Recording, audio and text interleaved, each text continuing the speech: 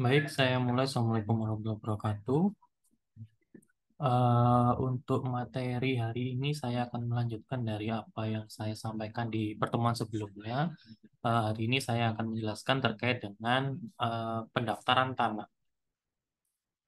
Nah, bicara mengenai pendaftaran tanah di Indonesia, kita tidak terlepas dari apa yang diatur di dalam ketentuan Undang-Undang Nomor 5 Tahun 60, khususnya di ketentuan pasal 19, yang mana di situ disebutkan bahwa untuk menjamin adanya kepastian hukum dilakukanlah pendaftaran tanah. Nah, kemudian ketentuan pasal 19 ini juga diulangi di beberapa pasal, diantaranya pasal 23, pasal 32, dan juga pasal 38 terkait dengan jenis-jenis hak atas tanah, gitu ya. Nah, kemudian pasca terbitnya Undang-Undang Pokok Agraria pernah diterbitkan PP nomor 10 tahun 61, tapi perlu diingat PP 1061 ini tentang pendaftaran tanah sudah dicabut ya dengan PP 24 tahun 97. Jadi untuk saat ini memang kita masih menggunakan ketentuan yang tercantum dalam PP nomor 24 tahun 97. Kemudian terkait dengan pendaftaran ini juga bisa dilihat di dalam PP nomor 18 tahun 2021, yang mana PP 18 tahun 2021 ini merupakan PP pelaksana dari Undang-Undang Cipta Kerja. Ada beberapa bagian yang bicara mengenai pendaftaran tanah, karena di nomenklaturnya juga ada kata-kata pendaftaran tanah. Untuk Permen Agrarianya ini merupakan pelaksanaan dari PP 24 tahun 97. Ada beberapa yang bisa digunakan. Ada yang kelewat ini. Saya ada satu lagi Permen ATR nomor 16 tahun 2021. Itu terkait dengan pendaftaran tanah jika berkaitan dengan pewarisan. Itu belum saya masukkan. Bisa dilengkapi, nanti teman-teman cari. Kemudian terkait dengan pendaftaran tanah ini juga ada Permen ATR nomor 1 tahun 2021 tentang sertifikat elektronik. Jadi pendaftaran di Indonesia ini beberapa sudah ini ya apa sudah dilengkapi dengan eh, pendaftaran tanah secara elektronik gitu, termasuk di situ ada akta pemberian hak tanggungan, sertifikat hak atas tanah, dan juga eh, apa ini namanya beberapa objek-objek yang memang itu dilakukan secara digital gitu ya. Salah satunya adalah pendaftaran tanah. Nah, ini tadi yang saya sampaikan di dalam ketentuan pasal 19 Undang-Undang Nomor 5 Tahun 60, yang mana di situ disebutkan bahwa untuk menjamin kepastian hukum oleh pemerintah diadakan pendaftaran tanah di seluruh wilayah Republik Indonesia. Jadi hal ini kalau dilihat dari politiknya itu dulu ya, kalau sebelum ada Indonesia Merdeka itu pendaftaran tanah itu dilakukan pada zaman kolonial Belanda, yang mana ada pendaftaran hak, ada pendaftaran pajaknya, atau yang dikenal dengan istilah fiskal kadaster. Nah, namun di dalam ketentuan Undang-Undang Pokok Agraria, karena eh, tanah-tanah yang ada di wilayah Republik Indonesia ini semuanya dilakukan pendaftaran tanah, maka tidak lagi dibedakan jenis-jenis hak atas tanah yang tunduk pada ketentuan hukum agraria barat sama adat. Jadi sepanjang itu tanahnya ada di wilayah Republik Indonesia, dan juga itu merupakan objek-objek pendaftaran tanah yang misalnya hak milik, HGU, HGB, hak pakai, hak pengelolaan, tanah wakaf, gitu ya. Termasuk hak-hak atas tanah yang belum dilakukan pendaftaran tanah. Misalnya, oh saya punya petok, saya punya girik, saya punya pipil misalnya.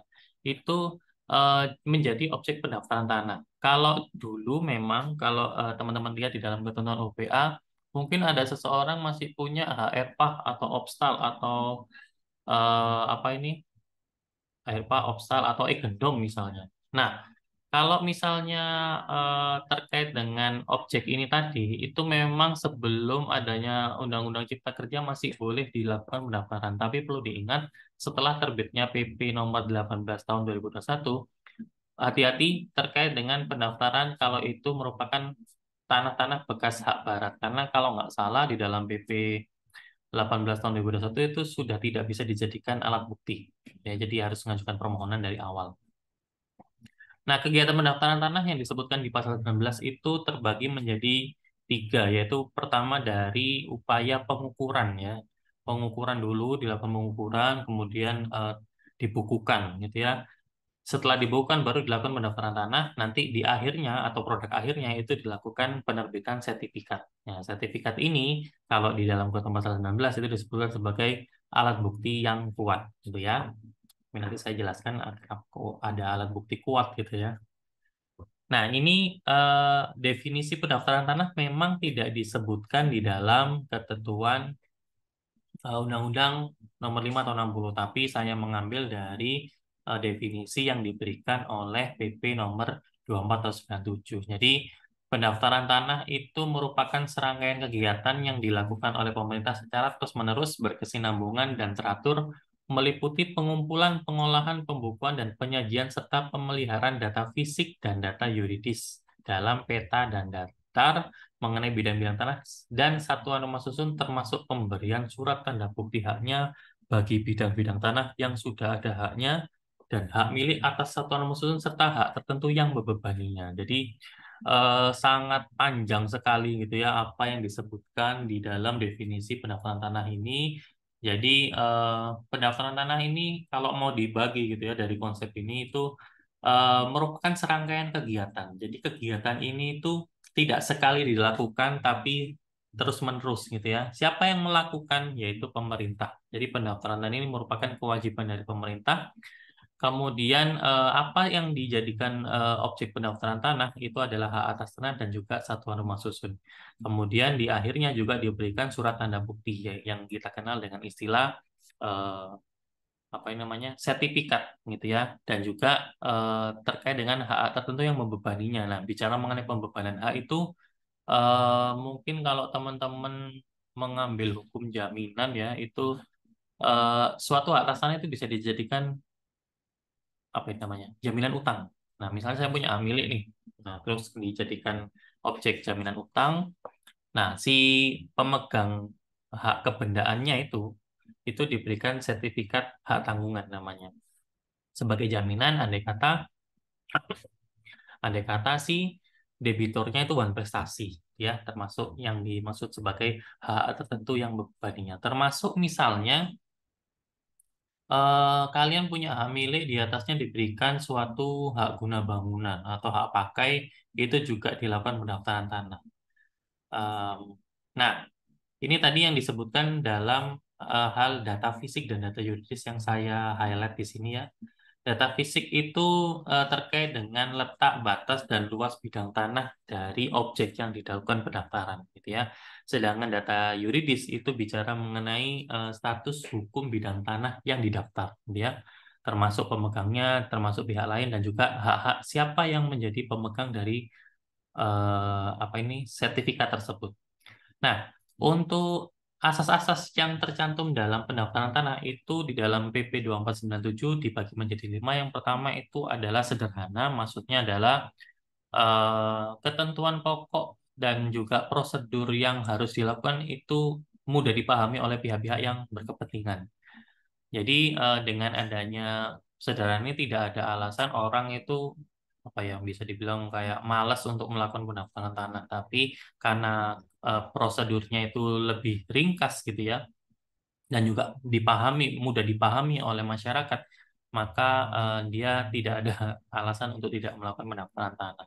Kemudian yang kedua adalah aman. Jadi pendaftaran tanah ini oleh pemerintah dilakukan secara teliti dan cermat gitu ya. Kembali ke konsepnya hukum administrasi, sebelum melakukan pendaftaran tanah itu ada beberapa asas-asas pemerintahan umum apa AUPB ya, asas-asas umum pemerintahan yang baik yang harus dilakukan gitu ya, termasuk di situ ada kecermatan. Jadi untuk menghindari adanya konflik ya sebelum pendaftaran tanah juga harus dilakukan pemeriksaan gitu ya dengan cermat sehingga dengan nantinya diterbitkan sertifikat tidak menimbulkan sengketa di kemudian hari. Walaupun secara fakta juga terkadang ada ya memang ada beberapa gugatan-gugatan ya terkait dengan misalnya sertifikat ganda gitu ya. Cuma kan mungkin itu hanya sebagian kecil dari total pendaftaran tanah yang pernah dilakukan oleh pemerintah. Yang ketiga itu terjangkau. Jadi biaya pelayanannya itu terjangkau.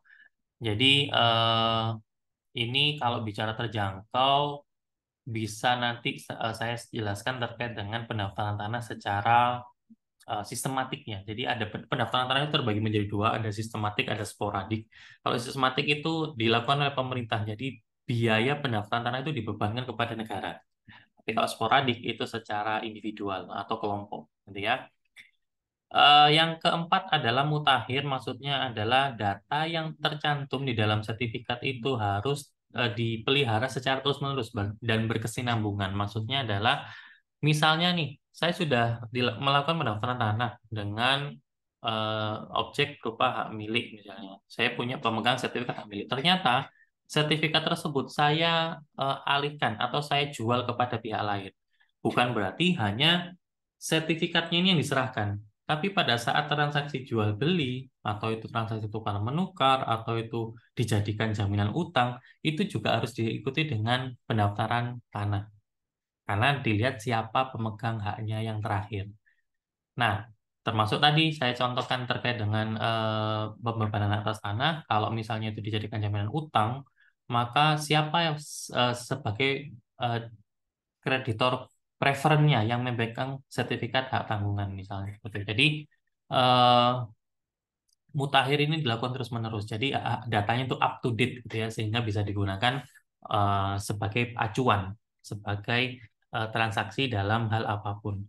Kemudian terbuka maksudnya adalah masyarakat yang berkepentingan itu dapat memperoleh keterangan mengenai data yang tercantum di dalam kantor pertanahan. Misalnya nih, saya mau beli eh, apa namanya ya, mau beli sebidang tanah katakanlah di daerah, bilang saya di Rungkut lah katakanlah. Nah, misalnya nih, ternyata daerah di sana katakanlah pasarannya itu untuk tanah seluas 100 meter itu sudah mencapai angka katakanlah 400 juta. Ternyata ada seorang penjual itu jual tanahnya cuma saya lepas harga murah eh, 100 juta misalnya. Pasarannya 400 dijualnya 100. Nah, seharusnya kan kalian juga harus menaruh kecurigaan. Ini benar nggak sertifikatnya dia? Nah, misalnya nih pihak yang berkepentingan itu membutuhkan data, maka boleh datang ke kantor pertanahan untuk mengajukan permohonan misalnya untuk meminta surat keterangan pendaftaran tanah. Kalau misalnya sertifikat tidak dipegang oleh si eh, calon pembelinya. Tapi kalau misalnya, oh ini penjualnya ngototnya, ini penjual, saya penjual aslinya nih sertifikatnya. Misalnya sertifikatnya ini mau boleh diserahkan kepada pembeli untuk dicek gitu ya. Nah, ada layanan namanya pengecekan sertifikat atau checking sertifikat. Itu termasuk prinsip kehati-hatian yang perlu dilakukan oleh calon pembeli atau calon kreditor misalnya gitu. Itu jika berkepentingan boleh. Nah, tujuan dari pendaftaran tanah itu dalam ketentuan PP 24 tahun 97 dibagi menjadi tiga, yaitu untuk memberikan kepastian hukum dan pelindungan hukum kepada pemegang hak atas suatu bidang tanah, satuan rumah susun, dan hak lain yang terdaftar agar dengan mudah dapat membuktikan dirinya sebagai pemegang hak yang bersangkutan. Jadi, untuk tujuan pertama ini itu diwujudkan dengan adanya penerbitan sertifikat. Karena kembali lagi di pasal 19 PP pasal 19 Undang-Undang 5 tahun 60 itu disebutkan bahwa dengan diterbitkan sertifikat akan memberikan jaminan kepastian hukum dari pemegang haknya, gitu ya. Untuk tujuan yang kedua yaitu untuk menyediakan informasi kepada pihak-pihak yang berkepentingan termasuk pemerintah agar mudah dapat memperoleh data yang diperlukan dalam mengadakan perbuatan hukum mengenai bidang-bidang tanah dan satuan rumah susun yang sudah terdaftar. Jadi maksud dari tujuan yang kedua ini informasinya terbuka untuk umum. Jadi jika ada pihak kepentingan yang menghendaki itu boleh meminta data-data terkait dengan bidang tanah yang bersangkutan. Termasuk kalau sekarang era digital itu kalian sebenarnya bisa juga melakukan pengecekan terkait dengan bidang tanah itu tanpa harus datang ke kantor pertanahan. Misalnya kalian download aplikasi namanya eh, apa ya di kantor pertanahan itu namanya eh, Sentuh Tanahku, saya lupa namanya. Sentuh Tanahku. Nah, misalnya.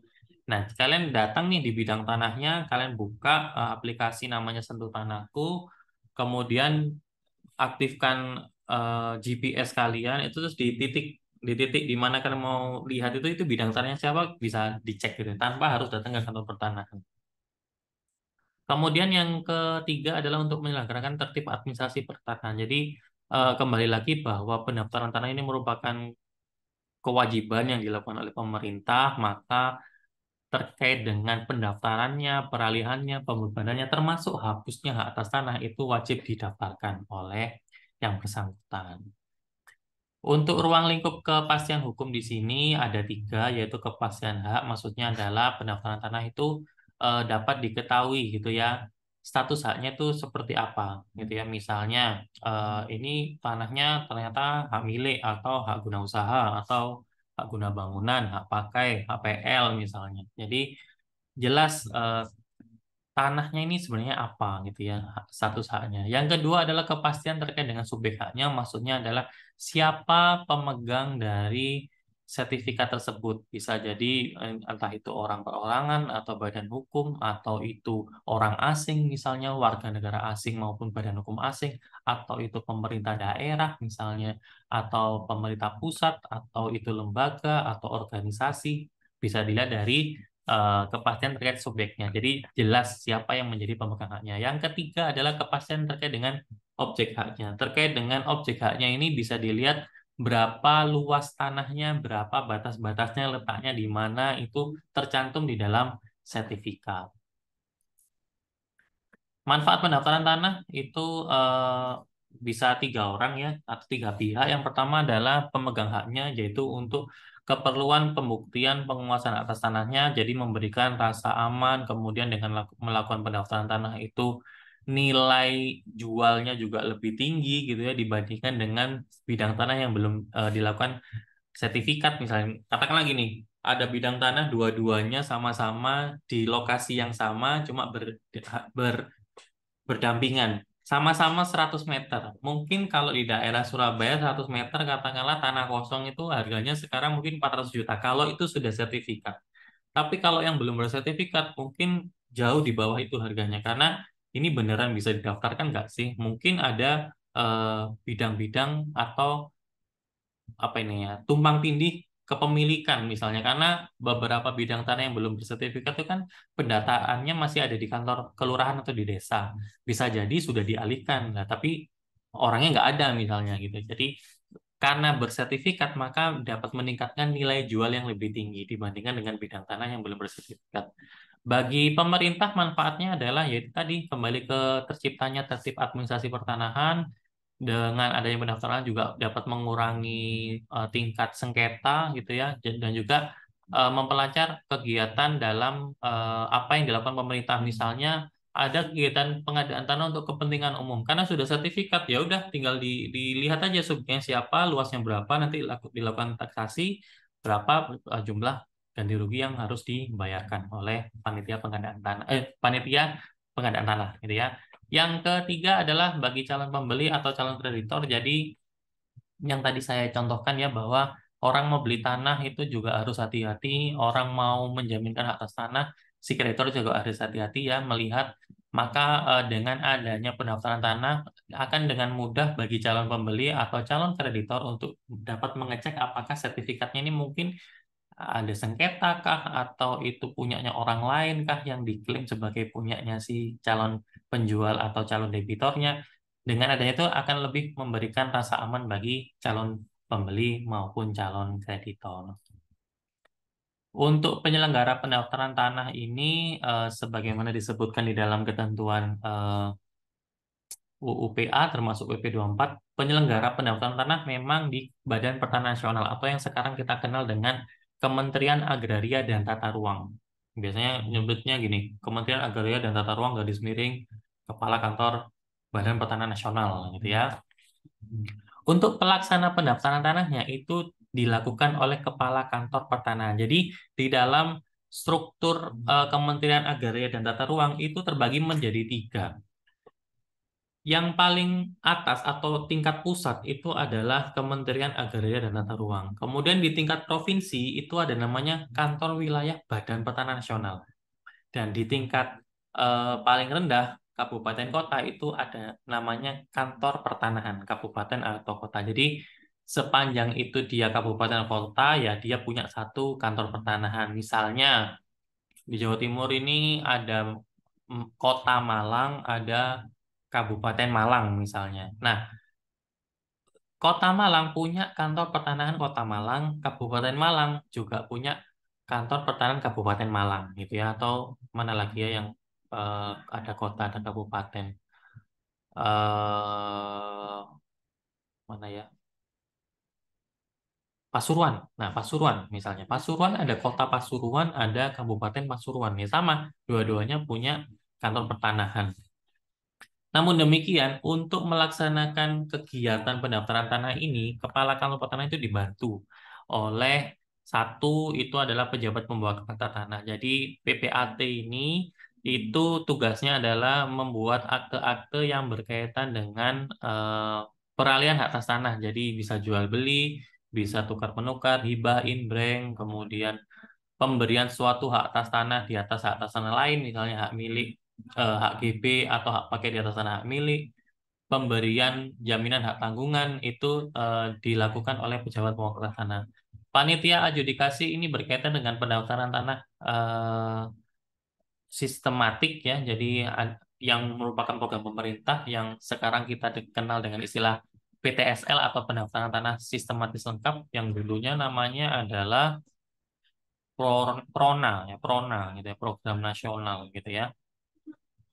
Yang ketiga kepala desa atau kelurahan. Jadi kembali lagi kalau bidang-bidang tanah itu dulunya ya sebelum adanya UUPA itu merupakan bidang-bidang tanah yang tunduk pada ketentuan hukum adat, maka peran dari kepala desa atau kelurahan ini sebagai pemegang buku tanah di apa namanya di tingkat kelurahan atau desa. Jadi ada catatan-catatan yang dibutuhkan untuk memberikan penguatan terkait dengan bidang tanah yang dilakukan pada saat itu. Dan terakhir adalah pejabat lelang. Pejabat lelang ini berkaitan dengan pendaftaran tanah kalau itu kaitannya dengan transaksi berkaitan dengan lelang gitu ya. Jadi pejabat lelang ini membuat yang namanya risalah lelang atau akta berita acara lelang atau akta risalah lelang.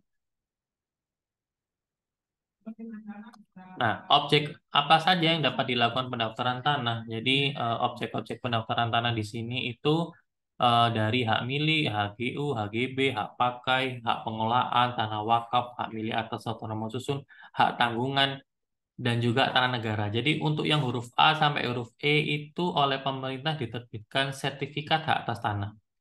Tapi untuk yang tanah negara, ini kembali lagi konsepnya bahwa di pasal 2 itu negara bukan sebagai pemilik tanah, tapi penguasa tanah. Memang tanah negara dilakukan pendaftaran tanah, tapi tidak diterbitkan sertifikat. Karena tanah negara ini tanah bebas ya, jadi siapa yang membutuhkan boleh mengajukan permohonan. Nah, ini kegiatan dalam pendaftaran tanah itu terbagi menjadi dua, yaitu pendaftaran tanah untuk pertama kali, dan yang kedua adalah pemeliharaan data pendaftaran tanah. Jadi apa bedanya? Kalau pendaftaran tanah untuk pertama kali itu, bidang tanah itu merupakan bidang-bidang tanah yang dulunya belum ada sebelum, dulunya dia sudah ada tapi belum dilakukan konversi gitu ya. Misalnya, saya dulu pemegang tanah petok atau tanah girik atau Egendom atau EPA dilakukan pendaftaran tanah, maka itu masuknya sebagai pendaftaran tanah untuk pertama kali. Jadi bidang-bidang tanah yang eksis sebelum adanya OPA itu disesuaikan dengan hak atas tanah yang ada dalam ketentuan OPA, entah itu hak milik, HGB, HGU, tergantung subjeknya dan juga tergantung objek yang dilakukan, objek yang dikelola, entah itu untuk pertanian atau non pertanian. Tapi kalau pemeliharaan data pendaftaran tanah, bidang tanah tersebut itu sudah bersertifikat, entah sertifikat hak milik, HGU, HGB, hak pakai misalnya.